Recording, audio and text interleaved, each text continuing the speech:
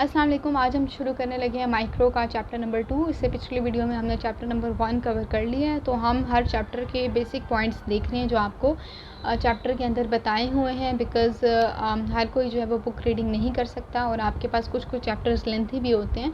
तो इसके लिए आप क्या करें कि सिर्फ ये फ़्लो चार्ट्स के फॉर्म में या तो अपने पास ड्रॉ कर लें, या जो मैं आपको डिफरेंसेस मेन बता रही हूँ वो पॉइंट्स अपने साथ लिख लें। ऑल्सो आप जो चैप्टर के एंड में पर्ल्स दिए हैं वो भी रीड कर सकते हैं। अच्छा, चैप्टर 2 है स्ट्रक्चर ऑफ बैक्टीरियल सेल्स के बारे में। ठीक है, अब बैक्टीरियल सेल्स की जो क्लासिफिकेशन है वो हम कर लेते हैं कि सारी आपके पास एफएससी वाली बातें हैं या फर्स्ट ईयर में आपने पढ़ी होंगी। ठीक है, लेकिन ये कि हम उसको दोबारा रिव्यू करने लगे हैं। कोकाई, बेसिलाई एंड स्पाइरोशीट, ये 3 इसके क्लासेस आती हैं बैक्टीरियाज़ की। इनके शेप में डिफरेंस होता है। जो कोकाई होते हैं बिल्कुल गोल होते हैं, ठीक है, राउंड है। बेसिलाई जो होते हैं वो रॉड लाइक होते हैं, और बहुत जो पतले चपटे से होते हैं शीट लाइक, वो स्पाइरोशीट होते हैं। जो कोकाई होते हैं उसके आगे से हमने 3 क्लासेस पढ़ी थी। डिप्लोकोकस, यानी अगर सिंगल कोकस है तो उसे हम कहेंगे मोनोकोकस। ठीक है, फिर अगर ये है, मैं आपको बना देती हूँ कि एक बिल्कुल राउंड है तो वो मोनोकोकस है, 2 बन जाएंगे तो वो डिप्लोकोकस है। ठीक है, और अगर लंबी सी चेन बना दूँगी तो वो स्ट्रेप्टोकोकस बन जाएगा।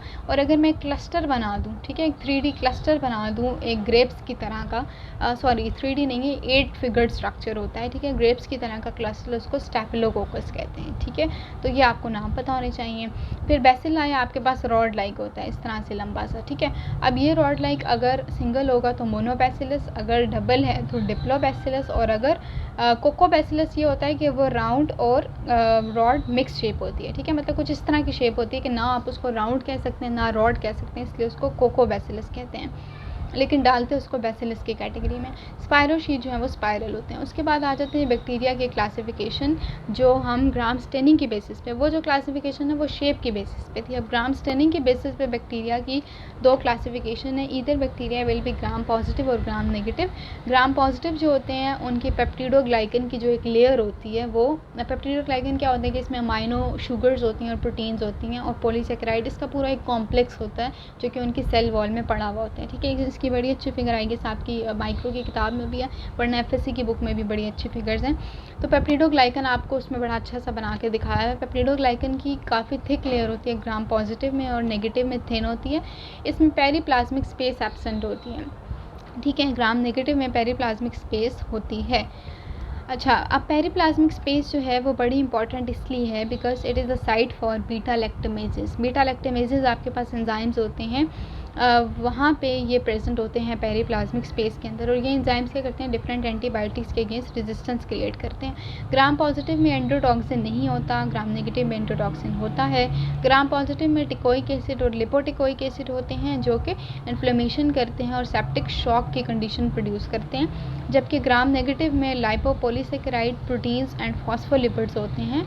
ठीक है, और एंडोटॉक्सिन्स भी होते हैं, और वो डिजीज़ के लिए रिस्पॉन्सिबल हैं। अब ये जो मैंने चीज़ रेड में लिखी है, this is extremely important, I have also seen in MCQs, कि आपके ये पूछते हैं कि टिकोइक और लिपोटिकोइक कौन से बैक्टीरिया का पार्ट होता है और लाइपोपॉलीसेकेराइड किस में होते हैं।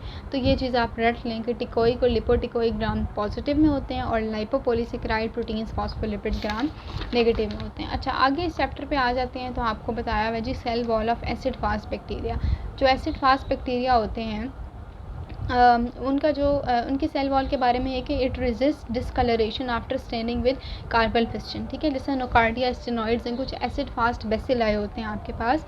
वो क्या करते हैं कि जब उनको ट्रीट किया जाता है एक स्टेन के साथ, कार्बल फिस्टन के साथ, तो वो डिस्कलराइजेशन नहीं होते। ठीक है, बेसिकली वो जो स्टेन होता है उसका जो कलर होता है वो वही रहता है। ठीक है, ये बताना चाह रहे हैं। फिर आ जाते हैं पेप्टिडोग्लाइकन पे। पेप्टिडोग्लाइकन के 3 कंपोनेंट होते हैं, एक उसकी बैकबोन होती है, एक इंटरब्रिज होता है, और एक 2 टेट्रापेप्टाइड चेन्स होती हैं। ठीक है, अच्छा, ये मैं आपको एक्सप्लेन करूँ, आई एम सो सॉरी, मैं किताब लेके नहीं बैठी हुई माइक्रो की, लेकिन आप इसके साथ चैप्टर नंबर 2 खोल के बैठें, बिकॉज उसमें पेप्टिडोग्लाइकन की बहुत अच्छी फिगर बनी हुई है।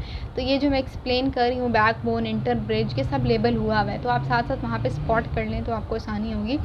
ग्लाइकन चेन्स, ठीक है, कि साइडों पे आपको नज़र आ रही होंगी ग्लाइकन चेन्स, वो बेसिकली पेप्टिडोग्लाइकन का बैकबोन बना रही होती हैं। उसमें नैम और नैक, ठीक है, इनकी जो है वो आगे से फुल फॉर्म होती हैं, तो वो आप फिगर में देखें। उसके बाद इंटरब्रिज आपको सेंटर में नज़र आ रहा होगा। इंटरब्रिज 2 चेन्स के बीच में बन रहा है और 2 टेट्रापेप्टाइड चेन्स होती हैं, ठीक है, ये आपने अपने फिगर के अंदर स्पॉट कर लेनी है। उसके बाद है पेप्टिडोग्लाइकन की ब्रेकडाउन। पेप्टिडोग्लाइकन की ब्रेकडाउन या तो एंटीबायोटिक्स करते हैं या तो लाइसोजाइम करता है। एंटीबायोटिक्स कौन कौन से? पेनिसिलिन है, सेफेलोस्पोरिन है, वेंकामाइसिन है। और लाइसोजाइम जो है वो एंजाइम होता है, आपके टीयर्स में भी होता है, म्यूकस में होता है, सलाइवा में होता है। ये क्या करता है? ये माइक्रोब्स की तरफ नेचुरल रेजिस्टेंस प्रोवाइड करते हैं। बाकी पार्ट्स में साइटोप्लाज्मिक मेम्ब्रेन है, और साइटोप्लाज्म में जो मेम्ब्रेन है उसका वही स्ट्रक्चर है कि फॉस्फोलिपिड स्ट्रक्चर होता है, बाइलेयर होती है, ठीक है, कहीं कहीं उसमें जो है वो प्रोटीन्स एम्बेडेड होती हैं, आइसबर्ग फिनोमेना, वो सारा वही वाली बात है। सॉरी, आइसबर्ग नहीं, मतलब उस तरह से प्रोटीन्स एम्बेडेड होती हैं, ठीक है। और साइटोप्लाज्म में क्या क्या चीज़ें होती हैं? राइबोसोम्स के जो 2 कंपोनेंट मिलते हैं 50 और 30s वाले मिलके 70s बना देते हैं।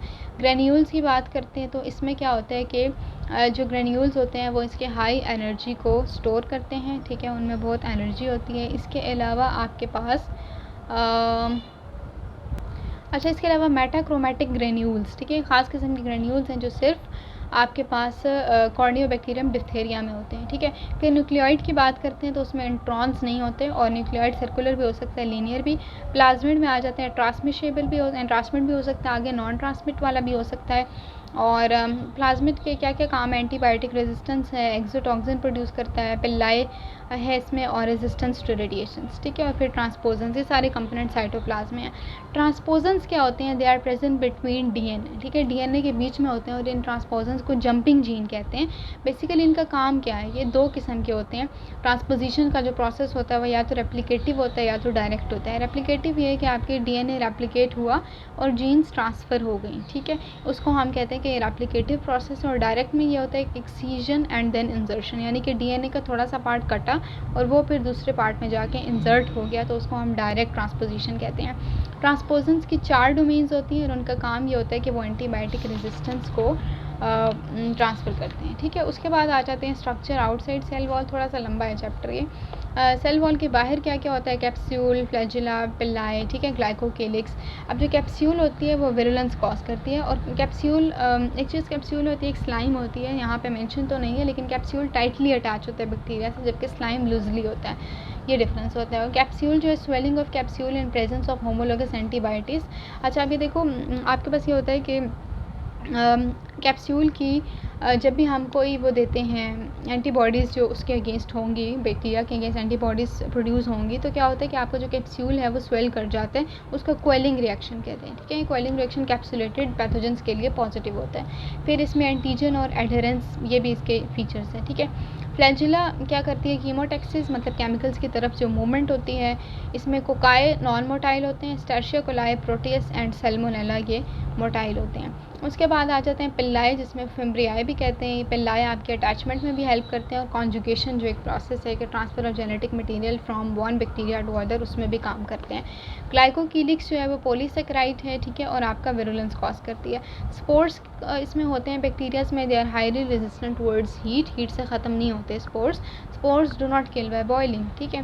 स्टीम बॉइलिंग अगर की जाए 121 डिग्री पर 15 मिनट के लिए, तो उसको स्टेरिलाइजेशन के लिए यूज़ किया जाता है, उससे स्पोर्स भी ख़त्म हो जाते हैं। मेटाबॉलिकली इनएक्टिव होते हैं, लेकिन स्पोर्स में डीएनए और राइबोसोम्स होता है, और फेवरेबल कंडीशंस में स्पोर्स ग्रो कर सकते हैं, ठीक है। This is all about chapter number 2 of microbiology. इसके बाद आपने चैप्टर के जो एमसीक्यूज़ दिए हुए हैं वो आपने लेवेंसन से लाजमी सॉल्व करने हैं, ठीक है। नेक्स्ट वीडियो में हम चैप्टर 3 शुरू करते हैं। Thank you.